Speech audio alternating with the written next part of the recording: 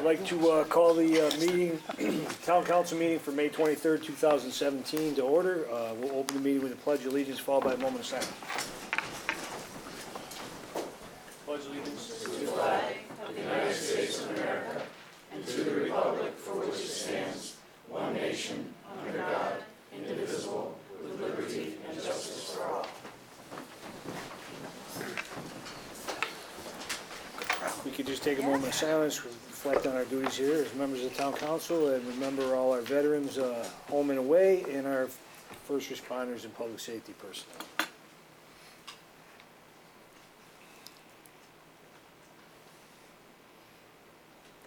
Thank you. Announcement: in accordance with Mass General laws, we are taping the meeting for LCAT. Is anybody else taping the meeting? Oh, all right. Public comments, we have none, right, Tom? Council response, I don't think we have any of those either.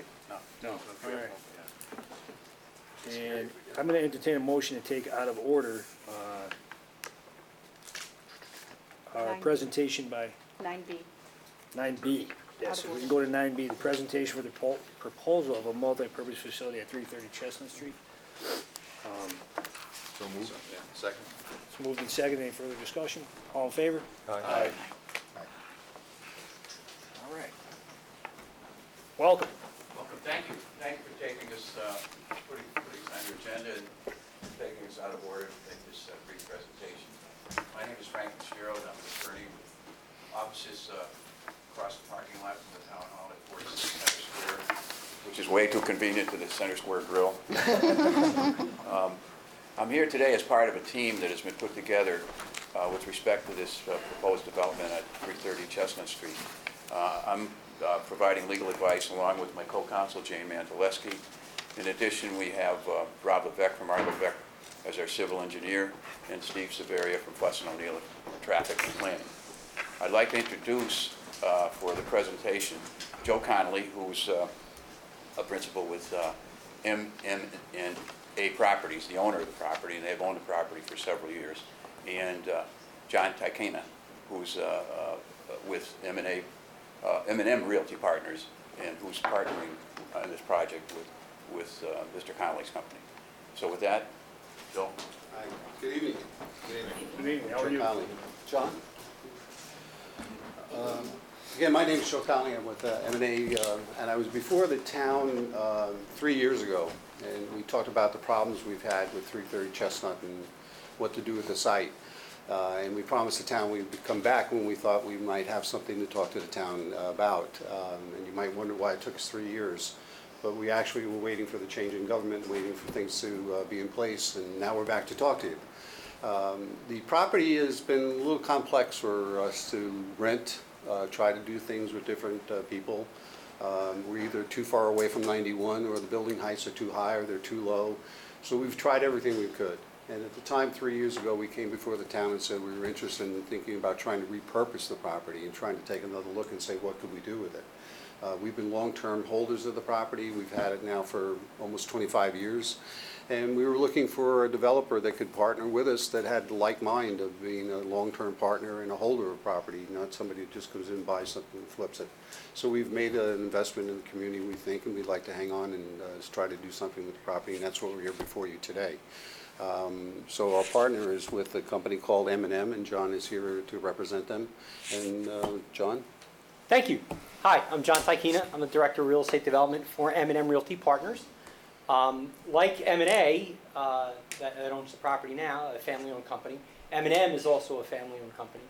The principals are Jack Morris and Joe Marino, hence M&M. And I like to say that I actually don't work for Jack and Joe. I already work for their kids. Like M&A, our philosophy is long-term in nature. We buy, develop, construct, and own and manage mixed-use properties right now in New Jersey, in New York, in Florida, and in California. We own about 10.5 million square feet of space, both retail, commercial, and residential. So we are, M&M has existed since 2003. We were formed as a partnership of really of two operating companies. but we were put together to work on a project in Cherry Hill, New Jersey. That actually is what I'm going to show you. If I stand up, will this mic pick me up? Is that all right? You're okay. I'm okay? Yep. That doesn't work. Okay, so that one will pick me up. That'll Yeah. pick me up though? Yes. Great. So what I'll do it backwards. I'll talk a little bit about us. So right now in the development community, this mixed-use scenario, this live, work, play environment that we talk about, it is where the world is going. It is where our young people want to be. My oldest children are 27 and 25, and my daughter couldn't run into New York City fast enough.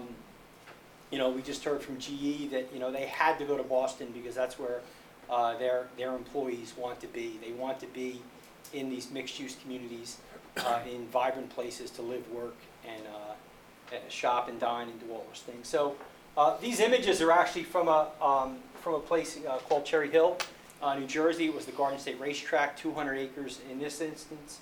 But we were able to create, in the images you see, a mixed-use community with retail and office on the ground floor and residential upstairs. Different types of residential townhouses for sale, apartments for rent, and all of it centered around what we call concierge living. So this is our clubhouse in Cherry Hill.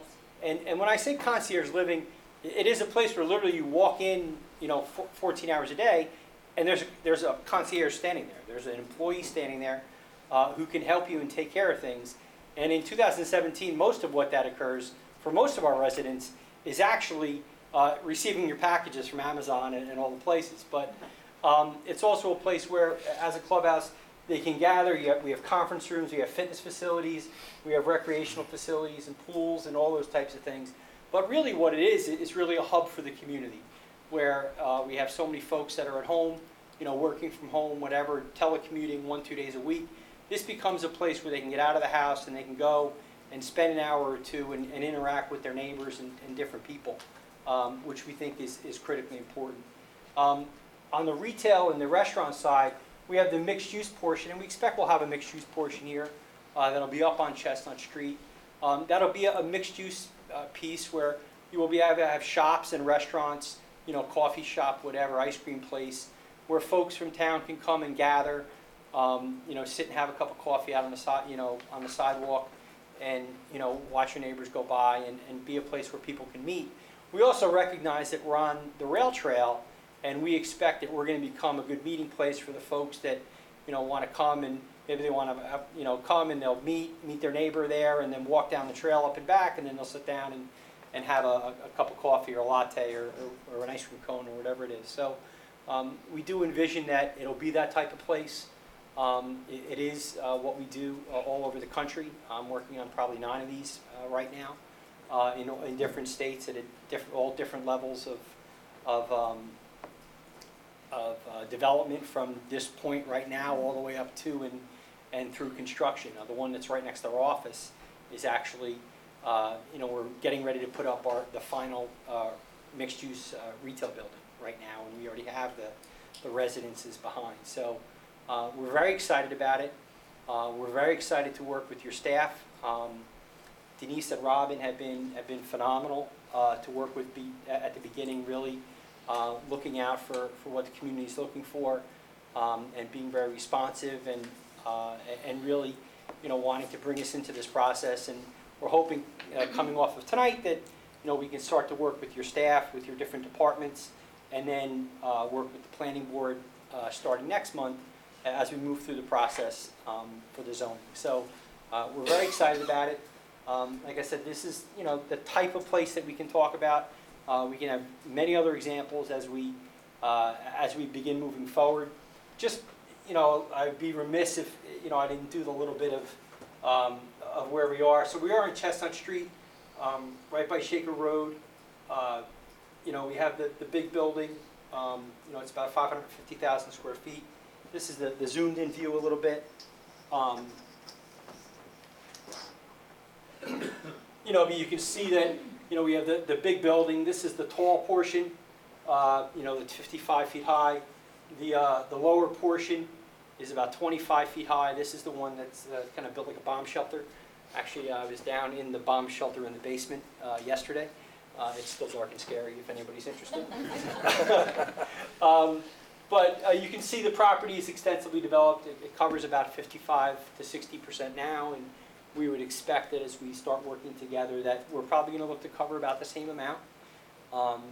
But to have a process as we work through it that brings this property back to productive use. I was interested that the tax assessor did come to the meeting, so I don't think that's a surprise, but we're very anxious to get started. Frank has laughed at us that he's never met developers who are as patient as we are, because I guess Joe and I probably met for the first time probably about 18 months ago.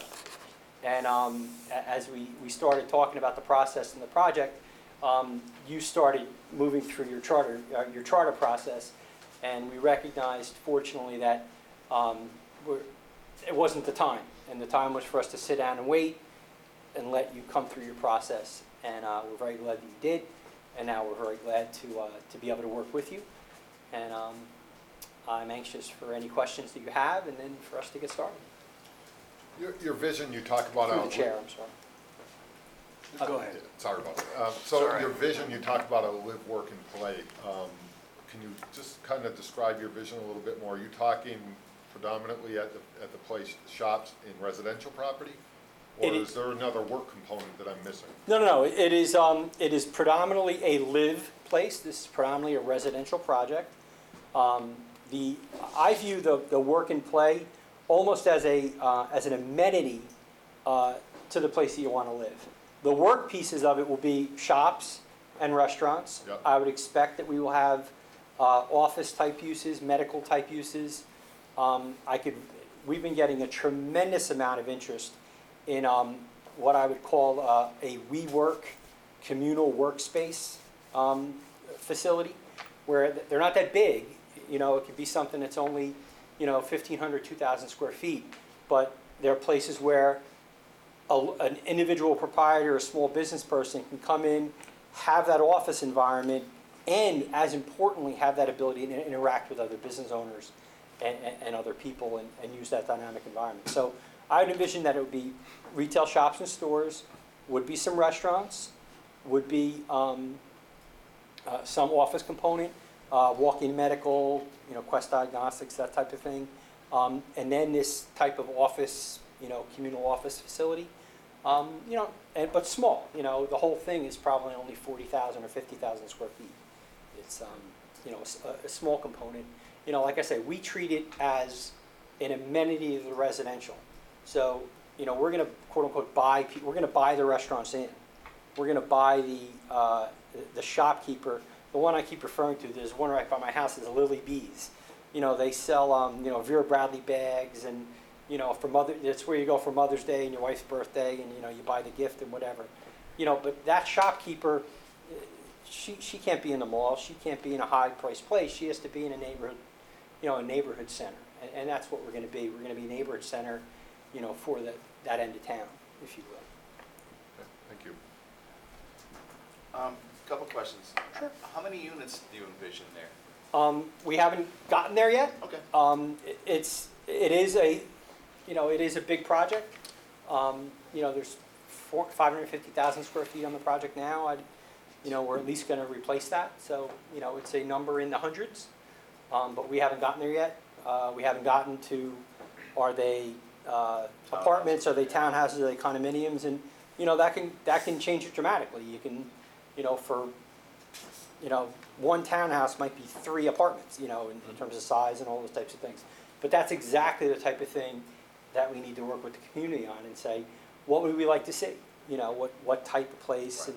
and what works best, and what do we need in the community? What does it do for the tax base? What does it do for impacts on services? But that's the type of thing that works very well when we work with the community and say, what do we need? What are your concerns? How do we come up with the right special sauce, if you will, that we put together? But it's a big project. It's nobody's here saying it's a little tiny thing. It's not. This is a major undertaking on it. It's a 40-acre piece of property. And the follow-up, would it, I assume they'd be market rate? Yes, market rate. And to be fair, market rate on high end. You know, you don't have concierge living. That's $600 a month. That's $600 a month. It is, you know, I was saying, I went and shopped a couple of rental residential projects today, and, you know, the rent on the apartment up above is, you know, $1,800. It is not inexpensive. You know, but that's something we need to work with the community on and say, what are, you know, Right. what are the types of units that we want, what are the sizes? You know, our typical two-bedroom unit is, you know, 1,300 square feet. It's set up literally as 2 master bedroom suites.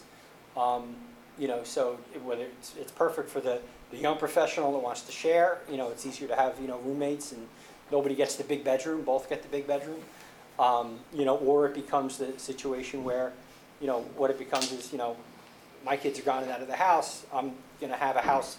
I want to rent in town, but I have a place on the Cape or I have a place in Florida. You know, I'm going to rent here in the community. I want to stay, you know, but I need a big place. So I have a nice big master bedroom that I'm used to. And I have the second room for when the kids come or whatever it is. So, you know, it is a luxury, you know, like I said, concierge living product. Thank you. So, just so I'm clear, it's going to be a rented, no one who's living there is going to have either co-op ownership or a condominium ownership, No, correct? we will have, I would envision that we would have rental apartments. Mhm. We will have townhouses for sale, Okay, which would effectively be a condominium. And we would have condominium flats for sale as well, like an apartment, a one level unit, you know, 1 or 2 bedrooms for sale. I would expect we would have all 3. And, you know, we could have, it could be just rental apartments and townhouses for sale, but there will absolutely be a for sale component. The market here is screaming for it, frankly. and the retail component will be strictly rental? Strictly rental, yes. I have a question. Is this family orientated or is No. it? Okay. It just, you could, the townhouses are, they're substantial. I mean, they're, you know, probably going to be more than 2,000 square feet or so. So, you know, 3 bedrooms, you could have, you know, 1 child or 2 child, you know, you could in theory have a family there. But at these price points, It's not conducive. it's not conducive, and you can buy a house. You know, you can buy a house up the block, you know, and live in a house with a yard and your family. This is really, it's targeted for the young professionals starting out that want to, you know, stay in this area and live in this type of environment. And it's targeted for folks like me that their kids are gone, and I don't want to live in a 5-bedroom, 3-bath house anymore, and I want to downsize. And, you know, that's the resident of Cherry Hill today. That's you know, Cherry Hill's a bedroom community outside Philadelphia, and that's our typical resident. Our typical buyer is 24 and 64, but not age restricted. It's because the 64-year-old who's living here is 64 but thinks they're 12, I think it was. You know, they want the vitality. They want the vitality. They want the activity. They want the buzz of the community. They're not looking for that age-restricted environment. So what's your next step? And if I can ask, would you have any kind of estimate on when you might even start with a demolition plan over there? Our next step, I believe, is we're going to go talk to the planning board as well. And then, I guess if everybody kind of thinks we're moving in the right direction, we'll work with staff on putting together, you know, kind of what the zoning and the parameters are, the how high, how wide, you know, all that type of stuff. In terms of timing, the timing for this, and again, we've kind of showed we're patient, and I'm not now going to say it's a rush, but it's going to take as long as it takes for the community to come to consensus on what we want, on what everybody wants. Once we get through the zoning process, we will start the demolition process, or I should say the dismantling process at that point. You don't really demolish a building anymore. It's no fun. You kind of take it apart. But, you know, if you got through zoning in the next couple of months, we would start the demolition process right away after that. So possibly, I mean, it's not unrealistic to have something started probably by the fall. That's all up to you. If you'd like to get zoning done by the fall, we would start demolishing by the fall, I promise. And then you, having done these projects in the past, from the date that you start with breaking ground, how long approximately before the project will be up and running? The project right by my office is on 28 acres, so it's a little smaller. But we started construction in that project in 2013, and it opened in 2014.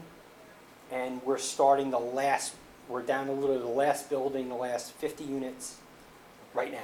Last So question I about- have. I can answer questions all night. Would you phase this out, or Yes. it would be phased? We'd phase it out. The retail, I'd expect the retail to be built, kind of either all together or maybe in two pieces. And then you'd have the townhouses would start at the same time. And then any of the condominium or apartment product would start at the same time. So if you had 3 different products, you'd have 3 things that would be going together. But say there's 12 buildings, you would have like 4 or 5 buildings coming out of the ground at once. Because you want the retail to kind of open with a little critical mass, with a little bit of air there. And then, so you have enough. And then the townhouses and the condos, kind of as the market demands. Frankly, on the townhouse side, it's going to be as quick as they will all be sold before we occupy the first one. I'm fairly confident of that. But so that townhouse kind of all happen together. But we have to work together on. I say that if we have a third, and a third. If you say you want more town, we'll pick it. We'll be able to work with you on that. But it will go as quickly as the market allows. And as quickly as we move through the process. What's nice about our arrangement is we call us a flat organization. So Joe talks to his owner, and I talk to my owner, and the 2 owners are together right now at a shopping center convention in Las Vegas. So there are no financing constraints. There are no committees. There's none of that stuff. There's 2 guys making decisions, and off they go. And is it safe to say that no portion of this parcel is under the deed restrictions of West Mass? Correct. Okay.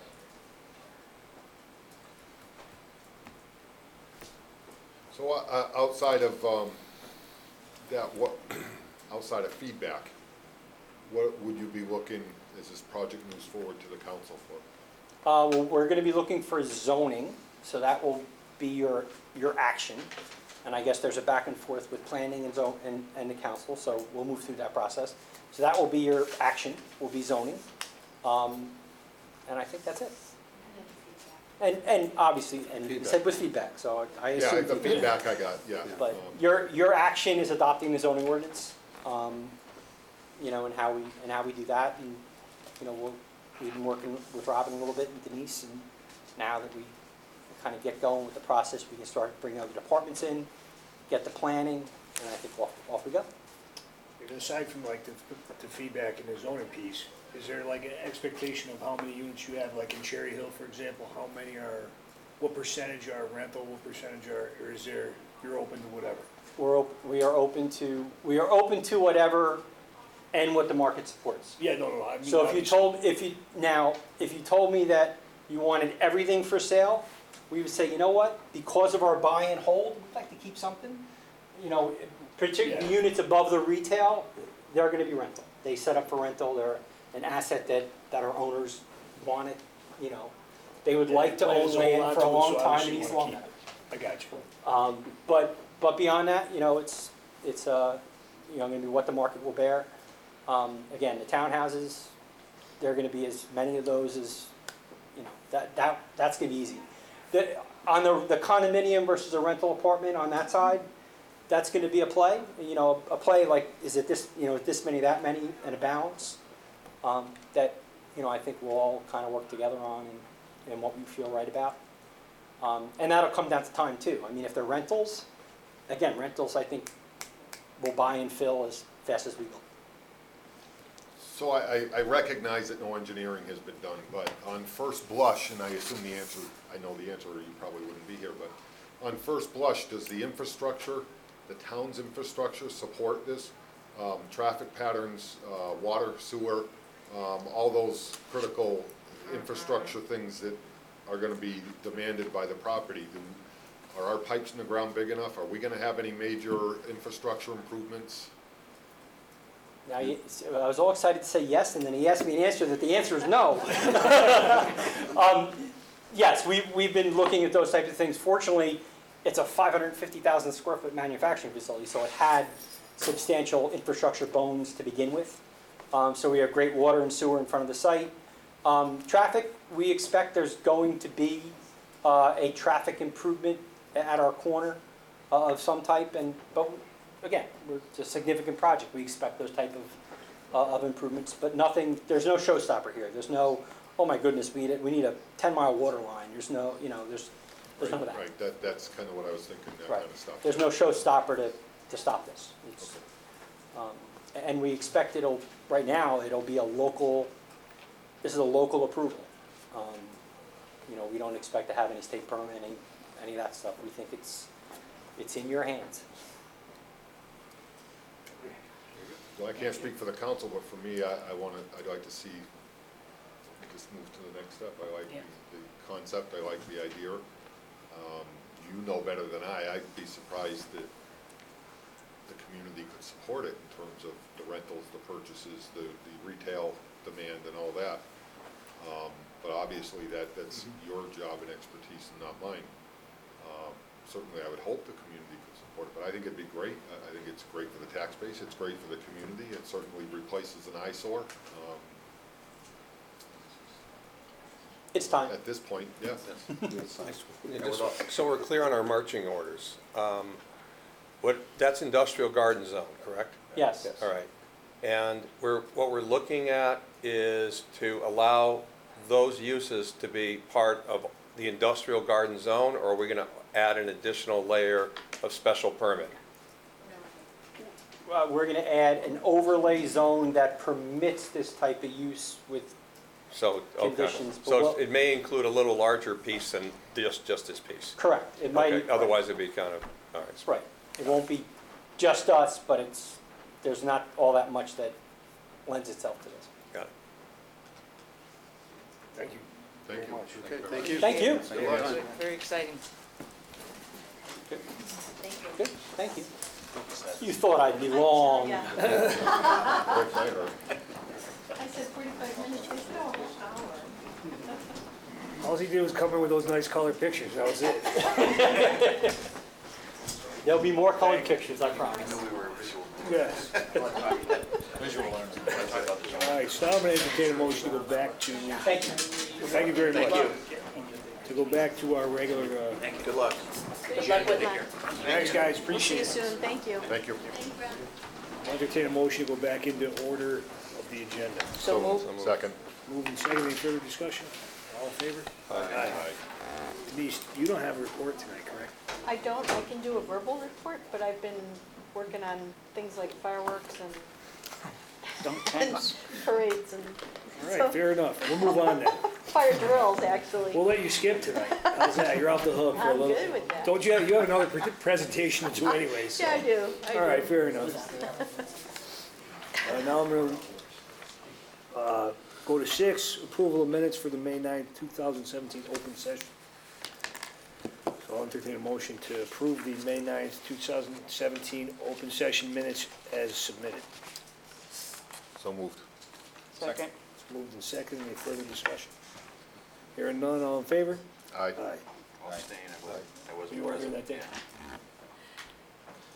And the May 9th, to make it, entertain a motion to approve the May 9th, 2017. Don, you had a change Yeah, on this, I was right? just waiting for Jim to come by, so I would ask if we table that for later in the meeting. Fair Because I enough. have a comment as far as what he was saying or what he was saying someone else was saying. Fair enough. So we'll just, if we could do In the that executive session? Can I say in the we executive discuss that? session. Yeah, we'll probably vote it. We may have to discuss that in executive session. I think we probably will. All right, fair enough, we'll wait till after that. Here's what I wrote. Communications, correspondence, and announcement. Ryan, you have something for us, so you're up, buddy. My statement is, they think they are. Yeah. This sounds like he's making a statement. Very good. Good catch. Thank you. Good evening. So traditionally, at town meeting, we would announce our grand marshal by embarrassing them in front of the entire town meeting. As Carl would get up and go through and read their accomplishments and what led the grand marshal committee to select them for the parade grand marshal. So we figured with the new form of government, this is probably the most appropriate way to do it. Unfortunately, we kind of lose the element of surprise and embarrassment, but we'll work on that in the future. So Mr. Carl over here is going to outline exactly how the Grand Marshal Committee selects a Grand Marshal, or in this case, we figure if we're going to change things up, if we're going to really change things up, a couple of Grand Marshals. Our goal is to surprise and embarrass you tonight, so we've switched the whole program. As Ryan said, we have had the honor of presenting grand marshals at the town meeting, and you've listened to this for quite a while. But it's a very fitting way to acknowledge people in our community who have certainly gone above and beyond the call of duty.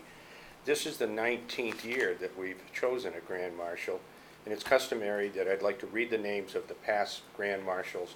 You'll see some names that you remember. Unfortunately, some of them are not with us now. However, one of the common ingredients is that no matter when somebody was selected as Grand Marshal, they didn't stop. They continued on to give to the town, and I think you will see that by some of the names. We started off first with Marshall Hanson, then Joe Scanlon, Richard Clark, Baba Tranghese, Willie Ferrero, Chandler Newell, Jim Connor, Mike Boucher, Merle Safford, Bob Hildreth, Sue Grimaldi, Marilyn Richards, Dan Lacedonia, Lloyd Oakes, Jim Rintoul, Jim Davis, Ned Obernesser, and Connie Wisbicki. So as you can see, they certainly have contributed a lot to the community. And as Ryan said, the nominees are placed before our committee by past grand marshals, and they certainly have a feel for what it is and what they are doing.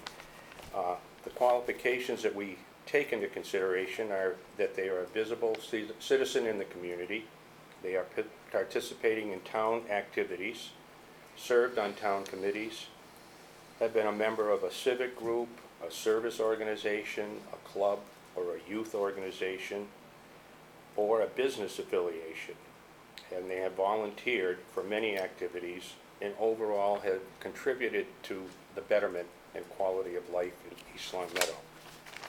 And now Ryan will continue some of these accolades, and this is a surprise now, so don't get the words out, all right? It's tough to try and convince people to come to a council meeting when it's a lot easier for a town meeting. Mhm. So some of the qualifications of how we chose the grand marshals are she's a member of the town's council and aging board for a long time. They're both former members of the town's appropriation committee, volunteering in Springfield schools, volunteering for the seniors for the tax prep that they do here at the senior center, Rotary Club members, former presidents of the Chamber of Commerce for Long Meadow and East Long Meadow. They served on the town's police chief search committee. They chair and a longtime board of the Brownstone Gardens, a longtime former member of the capital planning committee. He's had leadership roles in service for the First Congregational Church as the general funds treasurer for 12 years, the special funds treasurer for 8 years, moderator for 2 terms, and elected and served on 2 of the charter commissions. Has also served on the town sidewalk committee. And so without further ado, our grand marshals, Mr. Carl. One of the things that we also have as a surprise this year in a new ground, as I mentioned, this is the first year we're having a husband and wife, so it's going to be grand marshals. And we're very pleased to honor Foy and Ray Miller for their contribution.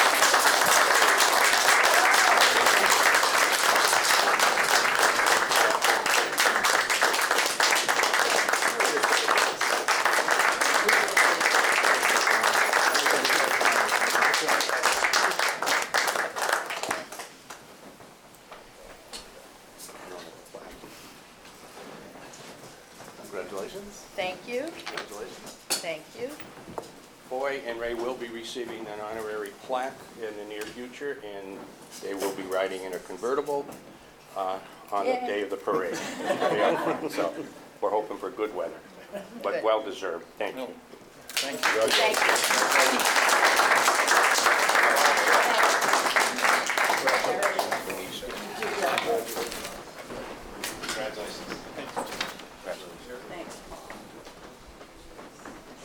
Congratulations. Thank you. Thank you. Congratulations. Thank you. Don, your glasses on. Thank you.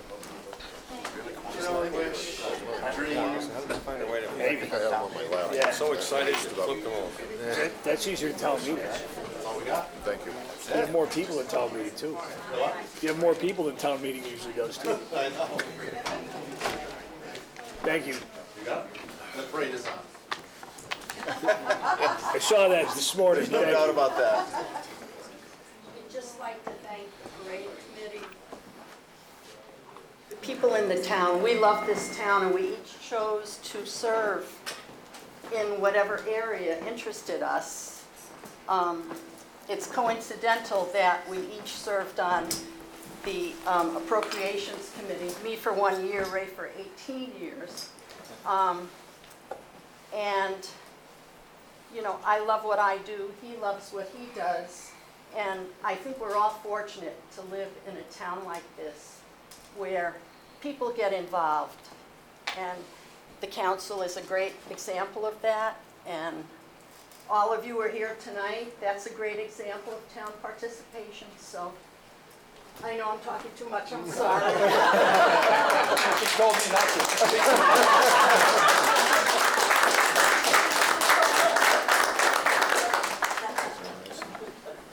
Thank you, gentlemen. Thanks, guys. Take care. Thank you.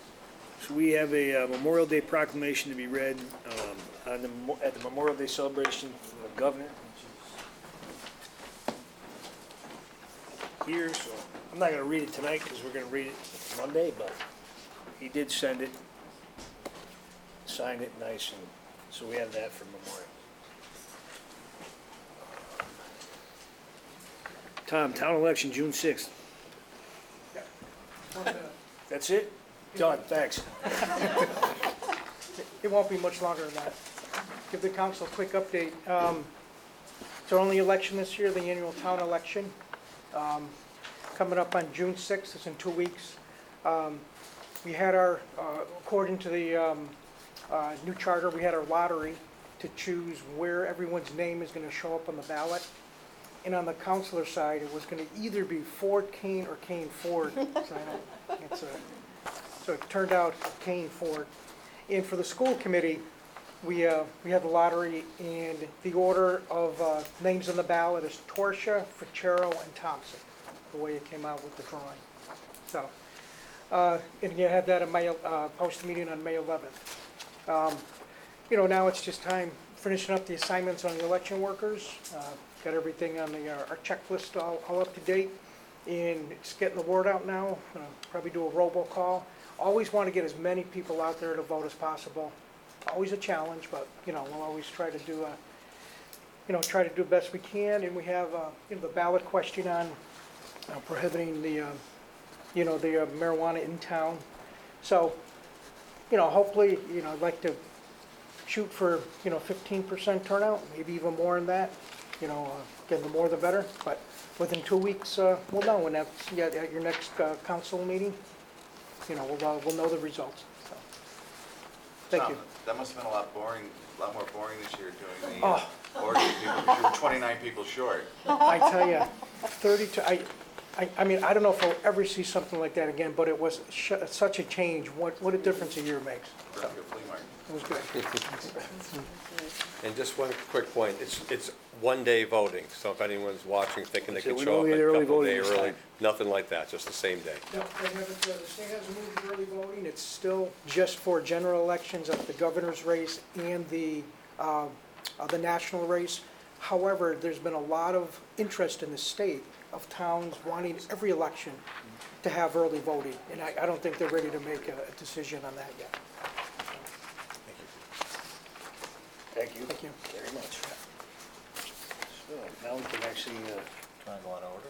But yeah, we have to just get to the public hearing before 7. 7. We'll do 9A. Sure. So I'll entertain a motion to take 9A, licensing matters for the, out of order. So moved. Second. Moved and seconded. Any further discussion? All in favor? Aye.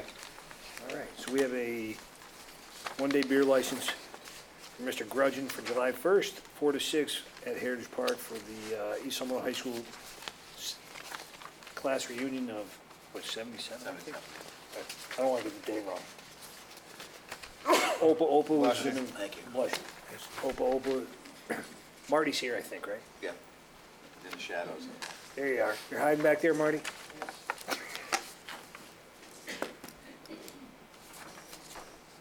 Morning, guys. Good, you?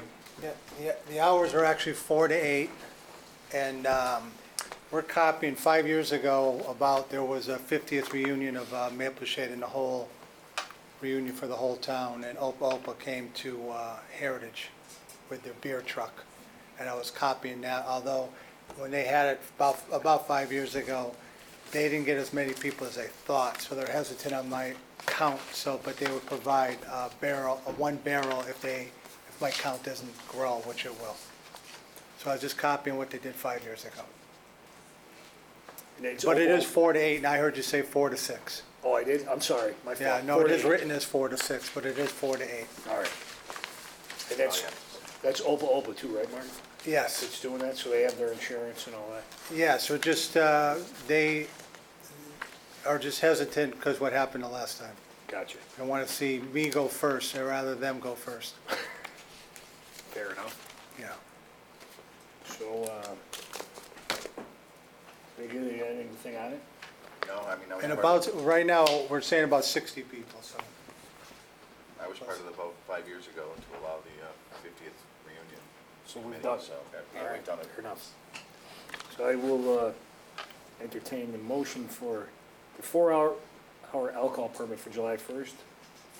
for Marty and Opa Brewery to provide beer for the 77 class reunion at Heritage Park, 391 North Main Street. So moved. Second. Moved and seconded. Any further discussion? Yeah, I have some. Essentially, this isn't a vote for a beer and wine license.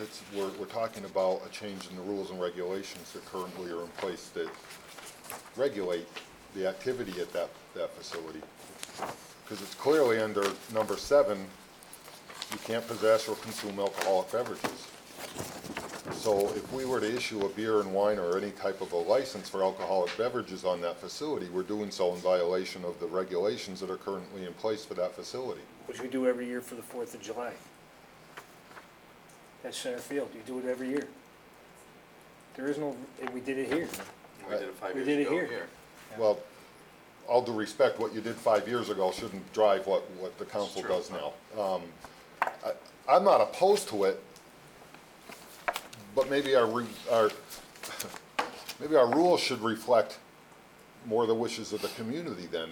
What good are rules if the council can just... Who sets these rules? This one was set by the Board of Public Works because that's who governed so them at the time. It was back in If the Board of 2003 Public these rules were set. made a established. rule that says no alcoholic allowed unless receiving a special license from the town council or the liquor license authority, a limited one, I think that would be more than sufficient. But then if we approve this and then go to DPW to see if they can make a modification of that rule, because these are just rules and so Town forth. manager's responsible for DPW, so there you go.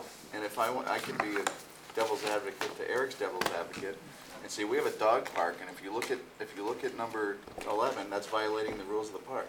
'Cause you So can't allow I a think dog we're in in the park agreement unless the these person rules has need to be control of the dog, modernized et cetera, and so forth. a little bit. I agree with that. So, Yeah. Like I said, I don't But object that's to... why you go through a motion to apply for a special, one-day, couple-hour permit. Yeah. like for 4th of July at the center field, you can't drink in the center field. And Right. No, but that's not the reason for the permit. I mean, you would need a permit if it were allowed under the rules. But it's not allowed under the rules at center field either.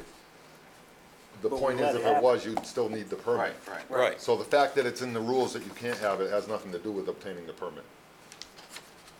Correct? Jim?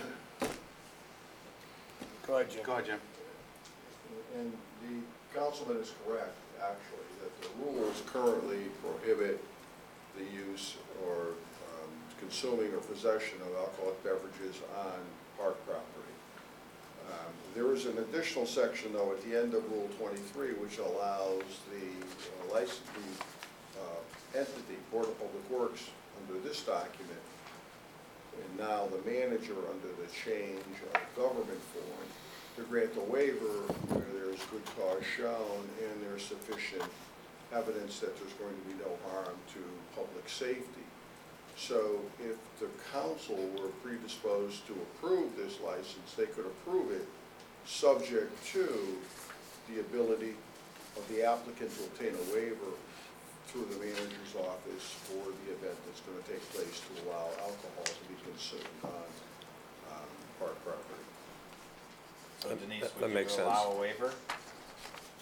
It's not, at this point, it's not before anyone, and the information would have to go to the manager's office with sufficient evidence that the people who are performing the activity, the insurances, the number of people, and all of those are gonna fit within the parameters, but you could approve it conditioned upon obtaining a waiver from the manager's I'll office. entertain a motion to approve the permit conditionally on the waiver, obtaining a waiver from the town manager. So, Second. So moving second, any further discussion? So now the only question that I have on that is the same question that we had when the fire department applied. If it's OPA, shouldn't they be the applicants for the permit? Right, but then we'll approve it when they apply, if they apply for Jim? the waiver. I would think it would be Right. OPA because they're the ones that would have the insurance. Right, so in which case they've not yet applied, so no motion, it would be inappropriate to act on the motion at this But point. Marty, you're saying, So a letter comes to you then? yeah, you were kind of saying you're the first step, Yeah, correct? yeah. Yeah, so. And I think that double checks and balances is a good way to, thank you, Jim. Because I was kind of hard pressed to be setting a precedent that now we can, we've done it a couple different times, we do it all over the place. It's not great. So this provides a checks and balance for it. Very good. Thanks, Marty, appreciate it. So a letter to Denise is good. Yeah. Welcome to come by. thank you. Did we vote? No, we don't. can't. It's all open, they Oh. haven't yet applied for it. Got it. We should probably have them look over the rules because of what Paul said too about having a dog park where you can't have dogs, you know, things Well, like no, that. it says how the dog has to be restrained. Right, and they're free, you know, whatever, Right, yeah. They're not restrained. They're not restrained in the dog park, yeah. So 10 minutes. Take a quick break here, 10-minute recess before we start the public hearing. That's everything? That's it. Yeah, that's everything. Well, we got the budget and the So you executive want to start session. approving motion of the executive session?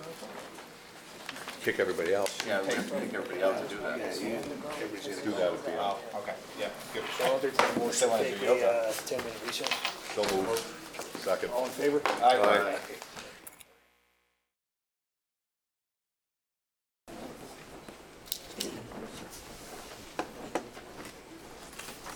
All right, let's call the meeting back to order. We are going to go into the public hearing for the proposed budget. Which, I gotta find a protocol for it. The reason for the public hearing is to present the proposed fiscal year 2018 operating budget as outlined by Article 6, Section 1 of the East Long Meadow Home Rule Charter.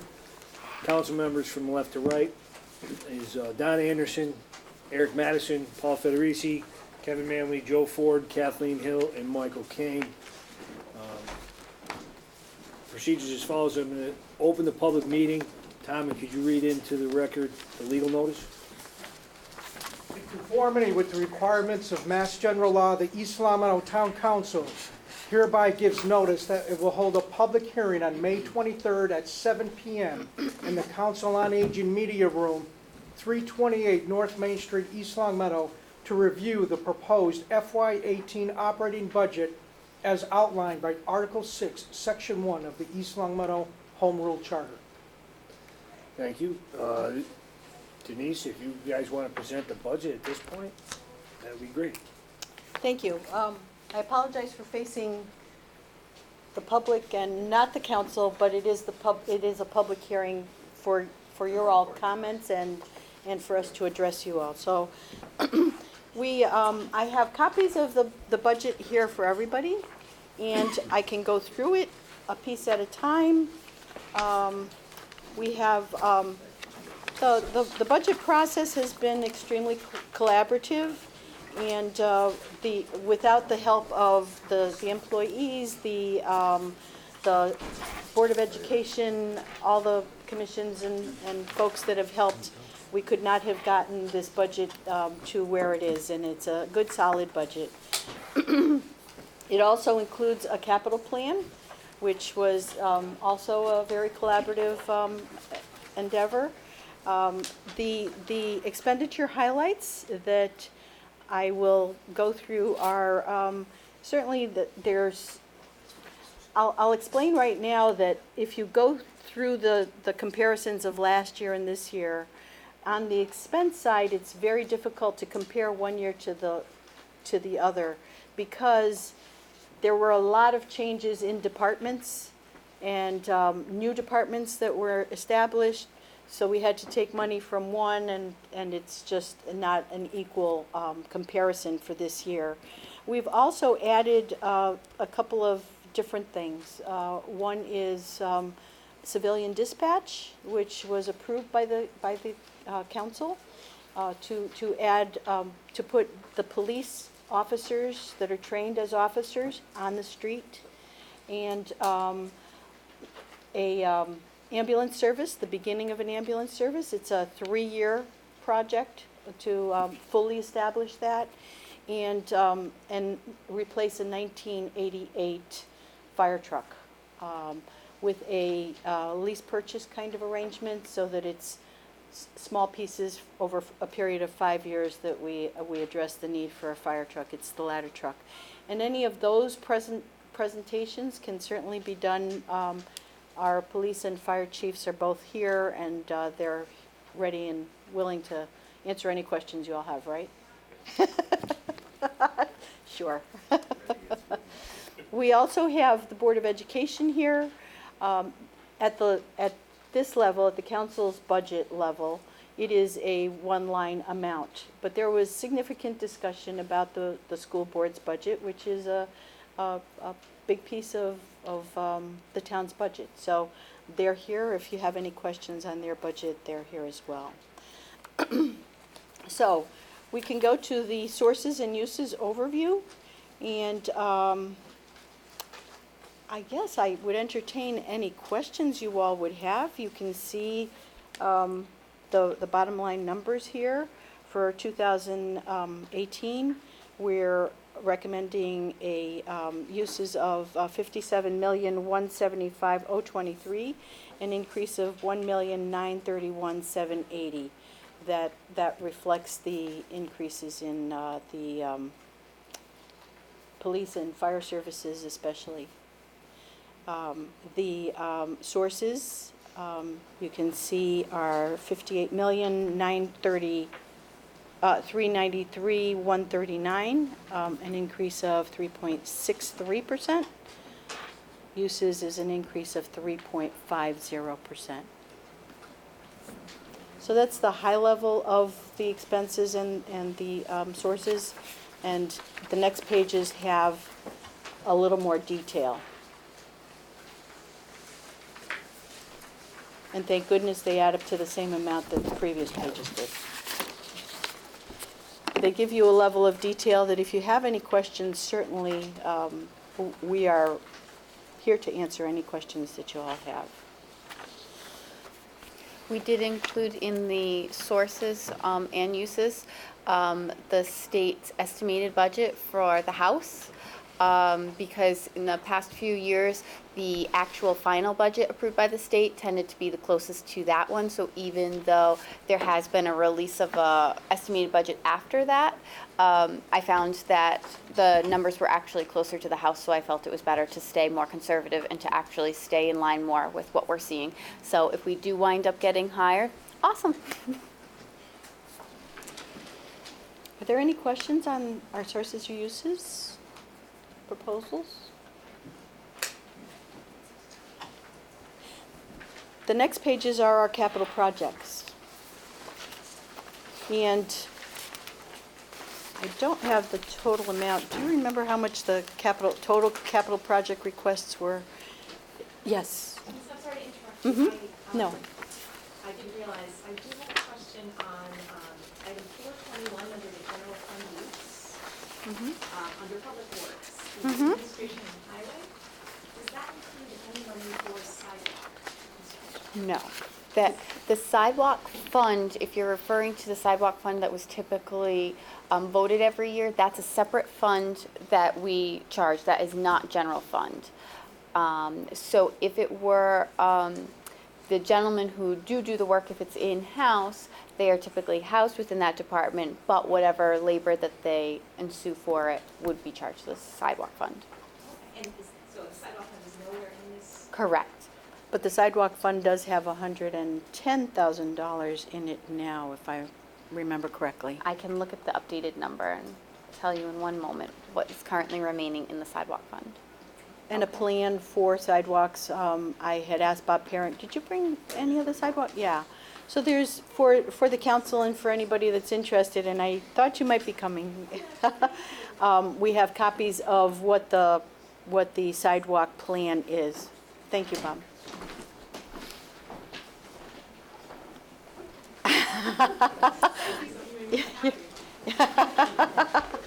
That was easy.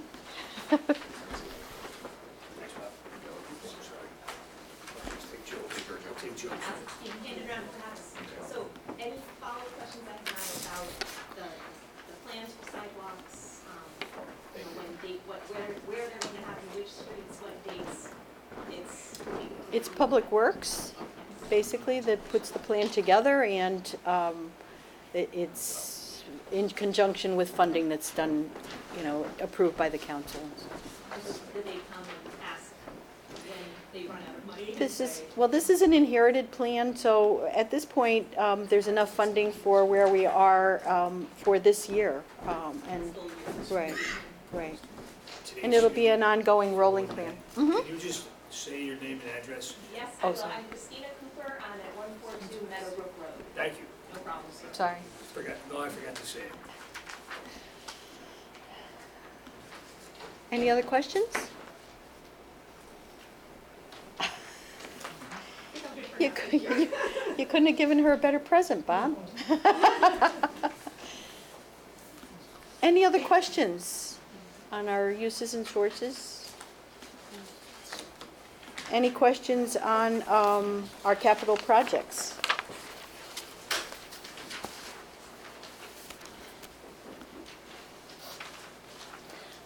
The capital projects, if I recall, are not in any particular order of priority,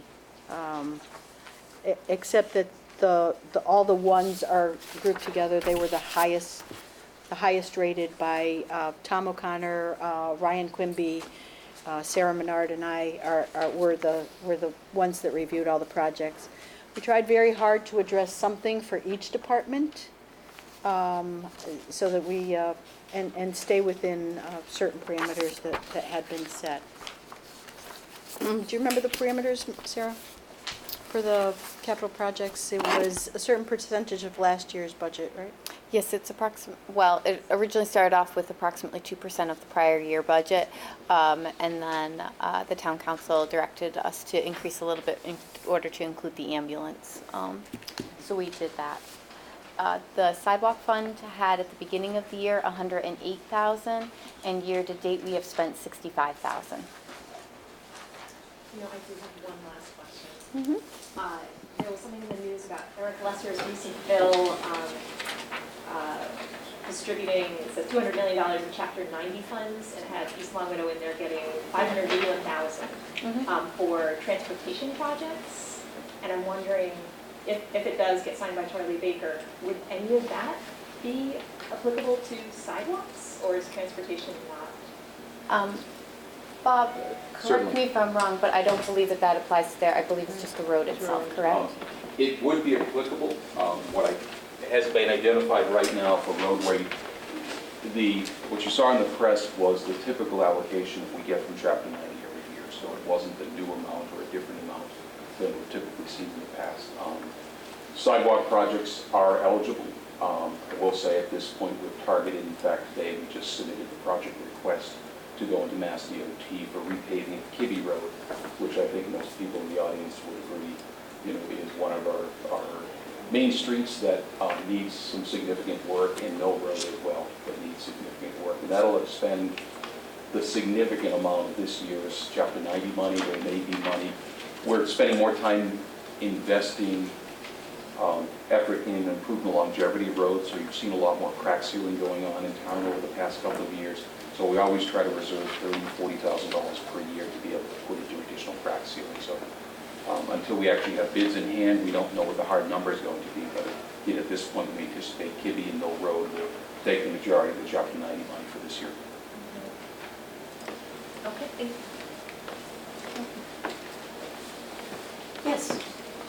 Under your, For the record, could you identify yourself, Lloyd? Lloyd Oaks, East 7 Berry Road, East Long Meadow.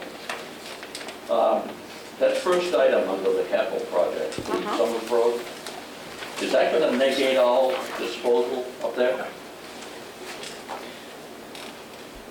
Bob, do you I have missed the question, sorry. Is that going to negate all disposal up there?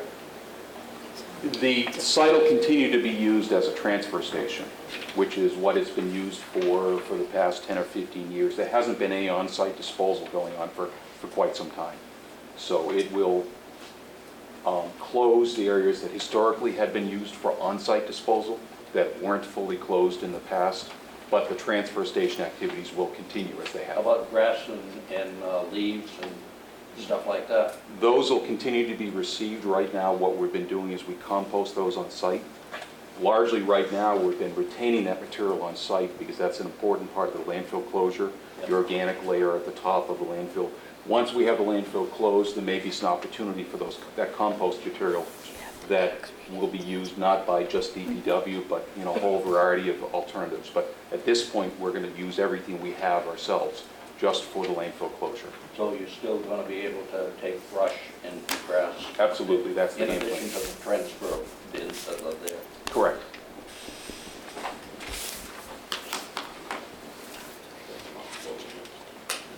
Any other questions?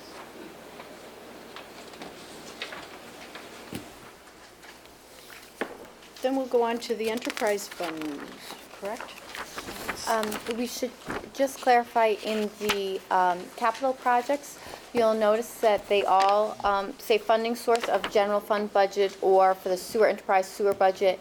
In the water, the very last item says bonded, so that would be bonded, but it would be through the water enterprise fund. So the water enterprise fund would be the one having to pay the debt payments on that, not the general fund, okay?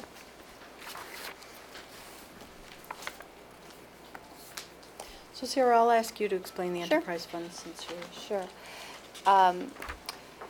In November of 2016, the town council approved to convert the LCAT, our East Longmeadow Community Access Television, from a revolving account into an enterprise fund.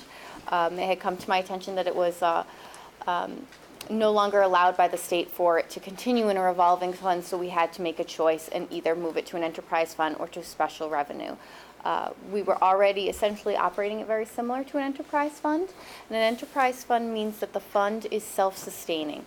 So the revenues related to it come in and the expenses offset are exactly for that program. It also includes the individuals who work under there, including their benefits, their retirement contributions, all of those kinds of items. So it's completely self-sustaining. It does not rely on the general fund for funding of any type. So you will see here, in accordance with Mass General Law, we have to have both the revenues approved at the budget as well as the expenditures. So you will see that those are listed out here and that the budget always has to be balanced. Okay, so our cable access, we have, and if you look in about the middle of the page, you're going to see something that says budget surplus, $3,716. That's essentially what is estimated for lack of better terms, that everyone might understand, that would be your profit. So that would go into the undesignated funds for the LCAT. And every year, the Department of Revenue reviews the balance sheet and all the reports that I complete, and then issues a free cash number for both the general fund and for each of our enterprise funds. And that gives them funding in order to be able to do other things. So if this were to happen right now and this was all that was in there, they'd have $3,700. Now, because this is converting from a revolving account into an enterprise, you will notice in that top paragraph that it says that the balance in the LCAT revolving fund at June 30, 2017 be transferred to the LCAT enterprise fund, and that's in order to keep all the funds how they were earned to go there rather than being converted to the general fund. All right? Any questions on LCAT? Okay. Continuing, we have the sewer enterprise fund. As many of you may remember, fiscal 16 was our first year of having the enterprise funds for water and sewer. So we are continuing. We are doing very well at it being self-sustaining. This budget here takes into account the proposed water and sewer rates, which will be voted on at the next town council meeting. And let's see. And then if we continue to the water enterprise fund, it's a very similar format. And again, they're both self-sustaining, fully self-sustaining. Okay. Any questions? Okay. Next, you will see Chapter 90. That is the question that was just raised. So what this does is it asks to appropriate the funding that will be allocated to the town of East Long Meadow. This number includes everything that the state has sent us information saying this is how much that you are entitled to, so it enables us to spend the money. Okay?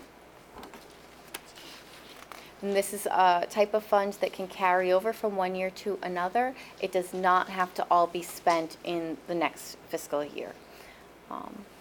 And it is a reimbursement type of fund. So we spend the money, we submit to the state showing that we met all of their requirements, and then they reimburse us the money. Okay? Any questions? Continuing on, we have the Community Preservation Fund annual revenues. So as many of you may remember, the Community Preservation Act that was adopted by the town enables a 1.5% surcharge for tax revenues in order to be designated for community preservation. This is proposing to allocate 5% to administrative expenses, 10% to the Historical Resources Reserve, 10% to the Community Housing Reserve, and 10% to the Open Space Reserve, and the remaining 65% into the undesignated Community Preservation General Reserve. Those are in accordance with Mass General Law as the minimum requirements. We can allocate more if we wished by designating the majority of it in the undesignated if a project comes up that we want to be able to do and that everyone, if it follows the appropriate process, then we're able to do that. Once it goes into one of these other reserves, it can only be used specifically for those purposes. So this gives us a little more leeway. Currently, the undesignated is where we have both of the bonds for the community preservation. They both are paid out of there. And you will see that if you continue down a little bit further, that the appropriations is asking to pay the principal and the interest, and both of these would be out of the undesignated. Any questions? Okay. And the last item that you will see is the revolving accounts. These are the ones that are under Mass General Law, Chapter 44, Section 53E and a half. So these funds are required to be reauthorized every year. What this means is each of these funds can only spend up to the dollar amount that is approved in the annual budget here. They can spend less than that, and the money still stays within that revolving account. It doesn't go away, but they cannot spend a penny more than that. This states that it's for the solid waste disposal, for the health department. The revenues from it are the sale of trash bags and recycling rebates, and then the expenses that would come out of it would be salaries, expenses, supplies, and contractual services to operate the solid waste disposal and recycling program. And then it can only be used for these purposes. Only that revenue can go in there, and only those expenses can come out. And then if you look at the Council on Aging, they have a revolving, and it would be fitness room memberships, exercise, class fees, event fees.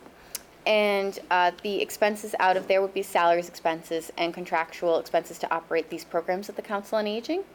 And the last item is the Health Department, and that was created last year at annual town meeting, and that is for users of the Sharps Recycling Program, and that the expenses such as containers and advertisements to provide a Sharps Recycling Program in the community are the only types of expenditures that can come out of here. Any questions? That is all I have for you. Thank you. So if there's no other questions, are you sure? Because I Gave would out the sidewalk list, you're all set. That was. suggest. I have one set of questions, but I'll ask them to Oh, lucky Bob. For the record. I'm Bill Kaplan, 16 Broadway Circle, East Long Meadow. Does any of this include pension, employee pensions, and where do we stand on that at this point? Yes. In other words, the funding of our pension. The funding of the pensions, so it does have, if you turn to, I want to direct you to the right spot. If you go to page, well, it's the last Stapled page of the Before the capital. expenses, right before the capital. Under, it's the second section, it says insurance, and you see 910 for payroll taxes, 912 workers' compensation. It's stapled right on the page. I did a great job, didn't I? 6, okay? So do you see where I am? 910 payroll. Second category, the last item. Do you see 946 retirement assessment? That is the required contribution that we make to Hampden County Retirement for the pensions. This is our annual required contribution. We do not have the pension fully funded at this time. This is our portion that we are required to pay. Do you know what percentage is funded to? Please. I don't know that off the top of my head. The last audit that was done was in December, and it will be part of our issued financial statements that we will be producing. Due to Mass General Law changes, we are now required to provide that information in our financial statements. If you wish, you can go onto our website on the financial aspect. We have all of the financial reports for the past, I think since 2006 I have posted. If you looked at last year's, the June 30 of 2016, near the back of it, it's supplemental information, and you will be able to see what percentage our allocation is as of December 31st, 2015, and you will be able to see where we're funding, and I believe it also is the excerpts from the rest of the Hampden County group, so you can see where we place compared to everyone else. You're welcome. Excuse me one second, sir. Did you mean what's traditionally referred to as the OPEB liability? Probably, yes. Okay, so that's a little bit different than Yes. what Sarah had So, described to you. the OPEB liability is different from the pension. So the OPEB liability is your other post-employment benefits. So that is the health insurance that we will be providing to our employees for the rest of their life. So if they retire from the town and are Hampden County eligible, then they would receive OPEB, which is a 50% funding of their premium, and that liability is different. So we have our OPEB trust that we began 2-3 years ago maybe. we have just over $2 million in there. And it was around 32 million or 36 million. It increases, our liability increases about $3 to $4 million every year. So it's growing exponentially. And so that's why we've been making moves to fund more of it. We do have in the budget, if you look, let me see.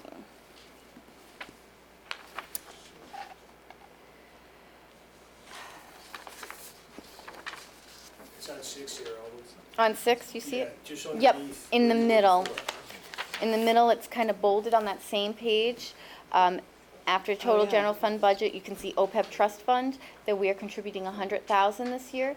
That's how much we are contributing out of our budget. And if you recall, earlier this year, we did vote for $1 million out of our free cash in order to fund there. And my hope is to approach the town council before June 30th to see if we haven't used more of our free cash, if we can contribute a little bit more. Okay, does that make sense? You're welcome.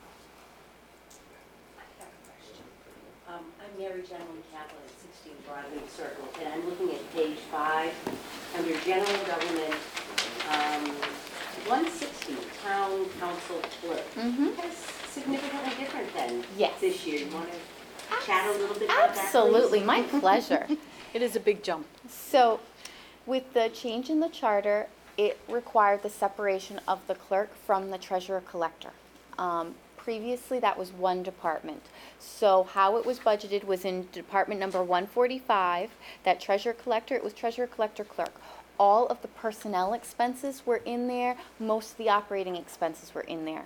In department 160 was primarily just the elections. So that was all of your poll workers, the police detail related to that, maybe, some repairs of the polling machines. With the separation of treasurer collector from clerk, now we had to move the salaries into the clerk department, the expenses, all of that kind of information. I left fiscal 17 very similar to what you would have seen if you took out last year's annual town meeting warrant. That way then it didn't look weird as to, okay, well, you're seeing 36,000 was what was approved last May, and now I'm showing a different number here. So on this, it looks a bit skewed. Realistically, if you were to take Department 145 and Department 160 and combine the decrease and the increase, you'll see it's only approximately 80,000, which is the estimate for that newly created position, because now instead of one person, you have two people. So that's primarily what that difference is. Does that make sense? It does. Okay. You're welcome. It's a perfect example of where we said you can't really compare last year and this year. That's, you But got I it could right. talk for hours on all of it, so. You did good. No, Yes. you can't talk for hours. I'm sorry. If you wanted to, you'd come and see me outside of the town meeting. Jim Barker, Farm Drive. Could you expand on line items 111 and 122, both town council and town manager? Sure. So 111 is the newly created town council in accordance with the charter. That $48,000 that you see there is the stipend that they approved in the fall, I believe it was. And it's the stipend and actually a little bit as well for, there's an annual Conferences. conference, so it's primarily for that. The town manager is what you would have seen last year as the former Board of Selectmen department. So in prior years, we had both the Board of Selectmen themselves and then the Board of Selectmen office, which had the town administrator and its support staff all in there. So now with this separation, we're able to separate it a bit more. We have changed some of the staff to now be fully health department for one of them, fully human HR resources, for another. and things of that nature. So that's why you're going to see a difference there. And then it, of course, so the town manager's department includes the town manager herself, her administrative support, and then just some office expenses such as a copier and things of that nature. Does that make sense? You're welcome. And understand that any budget that you want more detail, we have the next level of detail. We didn't think that everybody would want the next level, but it's available. You can come see me or see the accountant, and we've got down to, how much it is for the conferences and all of that. So you're all welcome to come see the next level if you wish. Yes? Based on the numbers that you presented here, would the tax rate, what are you projecting the tax rate? My tax rate would projected be? tax rate, presuming values stay the same, it would be 2163. Yeah, well, Currently, our rate is 2077. So it's less than $1 increase per thousand, of course. Is there a reassessment going on for the town, for the properties?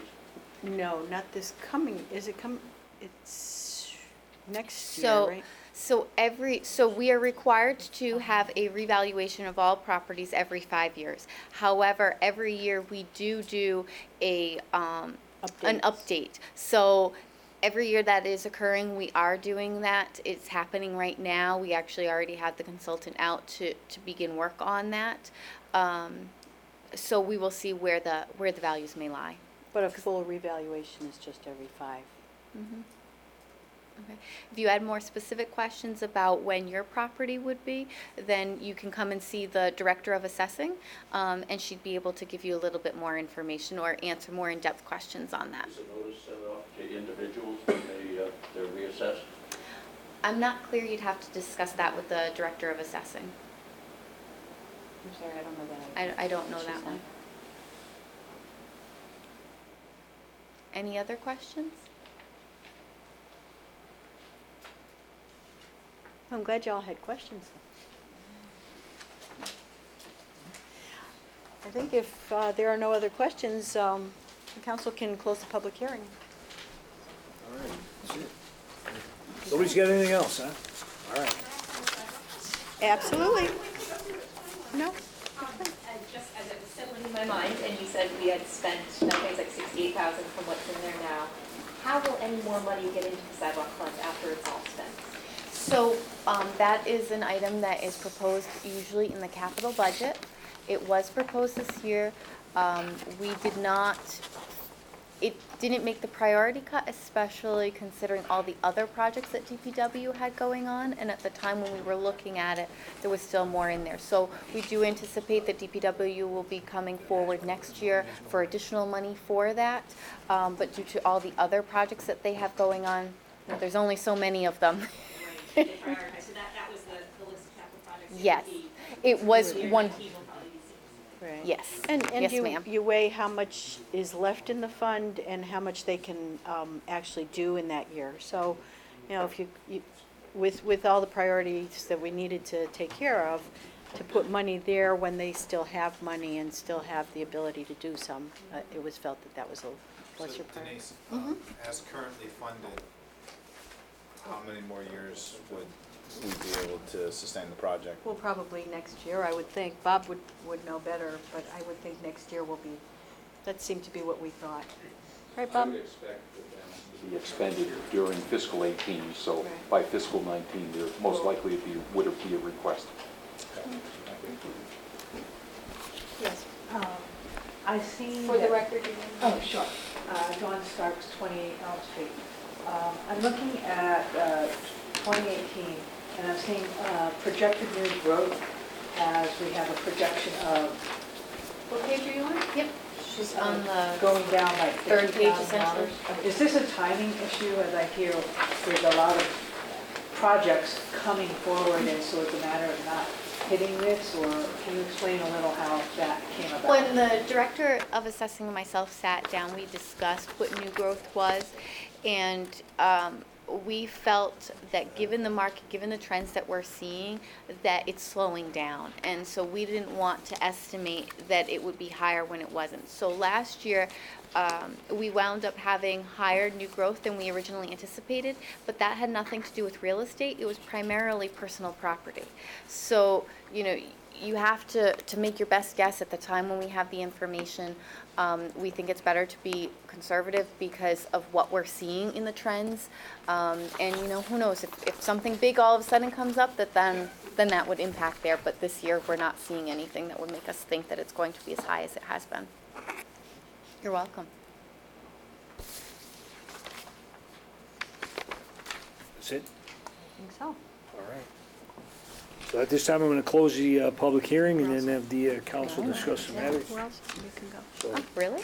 Denise, thank you very much. Sarah, thank you. You're welcome. Do you want to stay for the motions? So that closes the public hearing, now it's up to discussion for the council. So,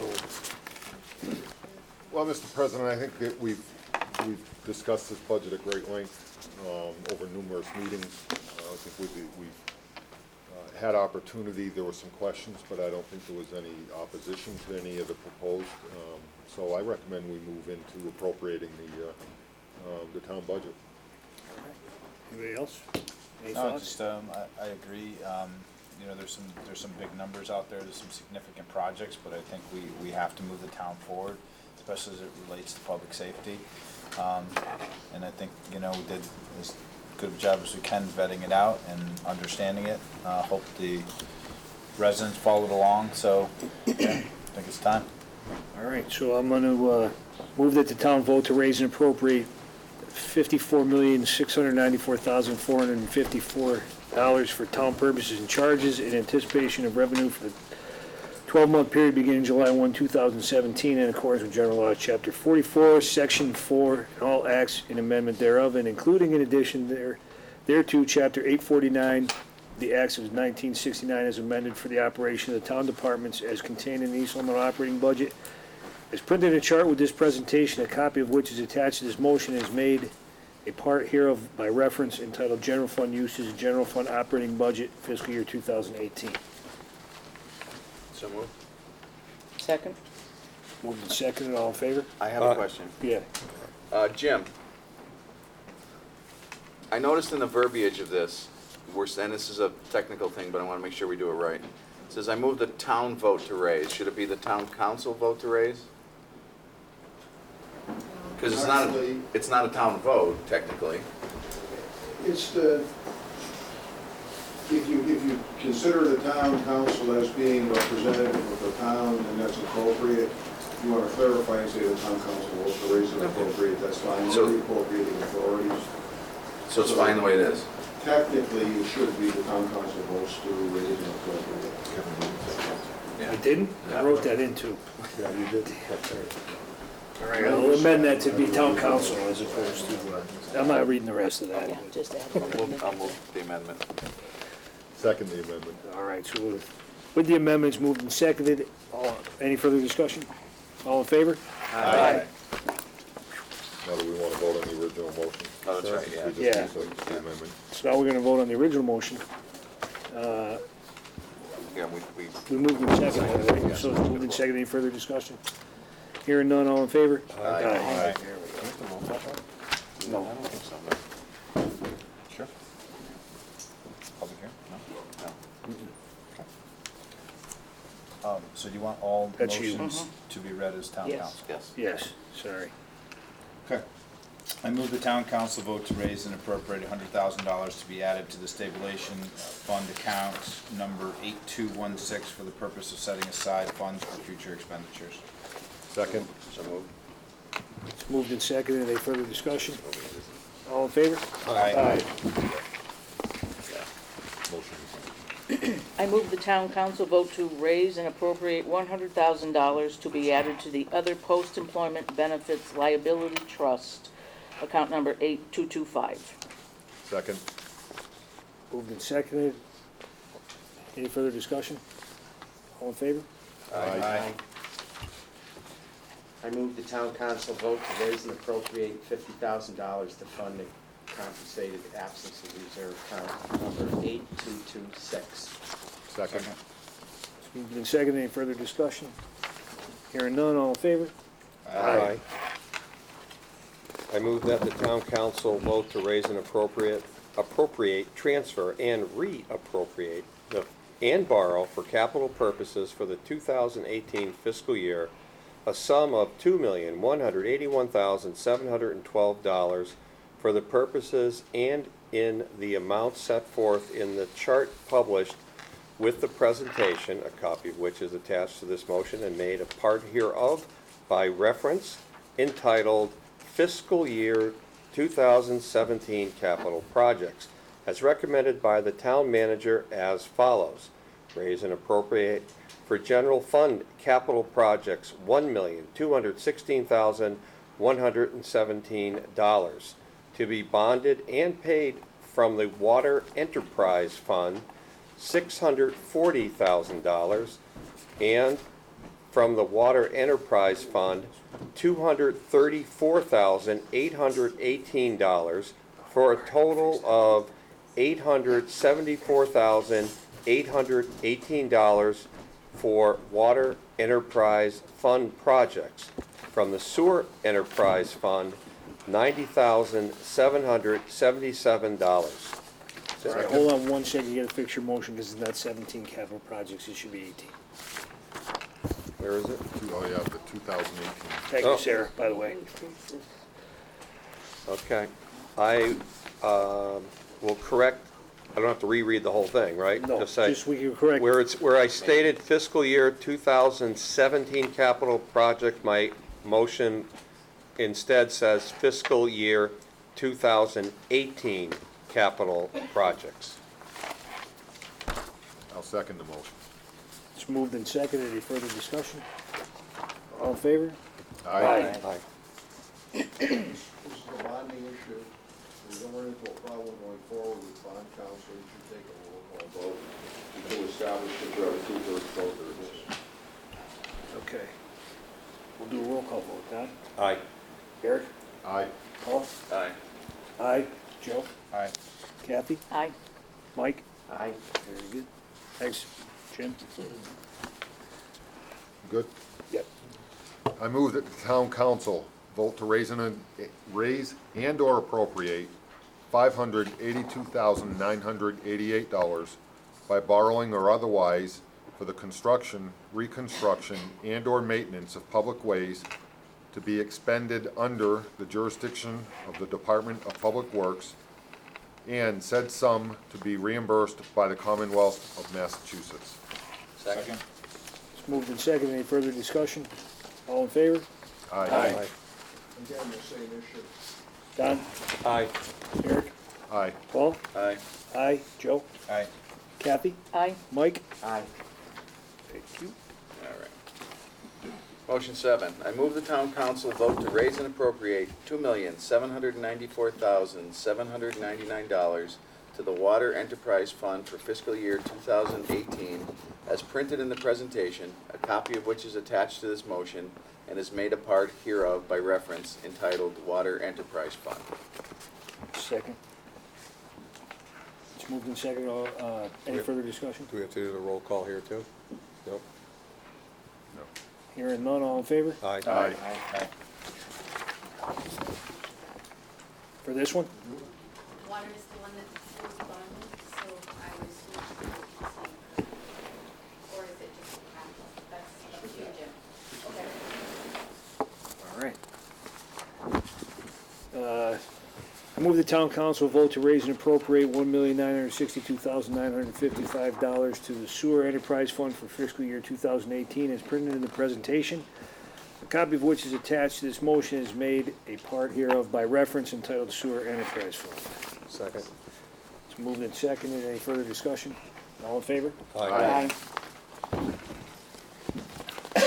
I move the town council vote to raise and appropriate $223,700 to the LCAT Enterprise Fund for fiscal year 2018, as printed in the presentation, a copy of which is attached to this motion, and is made a part hereof by reference, entitled LCAT Enterprise Fund. Second. It's moved and seconded. Any further discussion? All in favor? Aye. I move the town council vote to reauthorize revolving funds for various town departments appropriate pursuant to the provisions of Massachusetts General Law, Chapter 44, Section 53E and a half for fiscal year 2018 as follows. The solid waste disposal, account number 2805, up to $28,580,000. The Council on Aging, account number 2809, up to $10,000. You could restate that first one for us again, because I think you may have. $28,580, I'm Thank sorry. you. I'll repeat, Council on Aging, account number 2809, up to $10,000. And the Health Department, account number 2812, up to $2,000. Second. It's moved and seconded. Any further discussion? All in favor? Aye. I I move the town council vote to accept the recommendations of the Community Preservation Committee and appropriate from the Community Preservation Fund reserved for fiscal year 2018 from the revenues estimated to be $250,000 for the purposes and the amounts as follows. Administrative expenses, 5%. Historic resource revenue, 10%. Community housing reserve, 10%. Open space reserve, 10%. Undesignated general reserve, 65%. And that the town transfer from the undesignated general reserve to the town general fund to reimburse the town for the following. 1, pool bond payment of principal and interest, $53,600. 2, Brown property payment of principal and interest, $64,380. Second. One just quick comment. I think you meant to say historic resource reserve, correct? Correct. Just want to make sure the motion says that. Said revenue. So that's moved and seconded, all in favor? Aye. Eric, you had the one last more. one Yep. that we want to do for the school. I move that the town council vote to transfer from available funds in the treasury, known as free cash, the sum of $50,000 to fund the curriculum renewal, updated books, and associated materials for the school department. A second? It's moved and seconded, any further discussion? Fiscal 2017. No, it's just from It's available just funds. it's one expense. All in favor? Aye.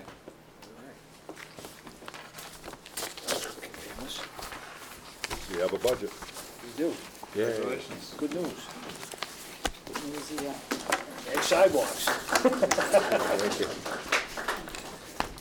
All right, so we move on to, we have an executive session, that's it, right? And we're gonna go into executive session of return Just- only for just that purpose one. of, Yep, so we have to make a motion. how's that work? I'll make the motion. Purpose. Thank you, everyone. Thank you. Open session, only to adjourn, that's, Expect to litigate, yeah. The ones up, I'll make a motion. yeah. Go ahead, Paul. I'd like to make a motion to go into executive session to discuss matters with respect to litigation, to return to open session only to adjourn. I'll second the motion. It's moved and seconded, all in favor? Aye. Aye. Aye. Aye. Paul? Aye. Joe? Aye. Kathy? Aye. Mike? Aye. Art. All right, perfect.